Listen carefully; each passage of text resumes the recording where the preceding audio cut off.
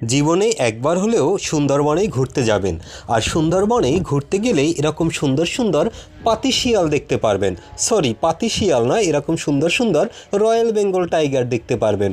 ও sorry, এটা royal Bengal tiger না, এটা হচ্ছে, দেখুন এটার গায়ে কিন্তু রয়্যাল বেঙ্গল টাইগারের গায়ে যেরকম লম্বা ডোরা কাটা থাকে, এটা কিন্তু সেরকম নয়, গোল গোল গোল গোল ছাপা রয়েছে এটার গায়ে।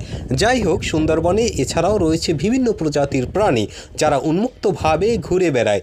এই যে দেখুন, বিশাল বড় মাইটে সাপ, মাইটে সাপ না, এটা হচ্ছে বিশাল বড় এক অজগর সাপ। এই সাপের সামনে যদি কোনোভাবে পড়েন তাহলে কিন্তু আপনাকে আস্তা সে গিলে ফেলবে, কারণ এরকম বিশাল ভয়ঙ্কর সাপ রয়েছে সুন্দরবনের নদী নালায়, এবং উপরেও কিন্তু এরা বিচরণ করে থাকে। যাই হোক, এই সাপটা আমাদের দেখার মাত্রই সে তীরের দিকে চলে যাচ্ছে। এরপরে যা দেখবেন তা দেখলে কিন্তু আপনি অবাক হয়ে যাবেন। এবার আসছে আপনার জন্য রঙিন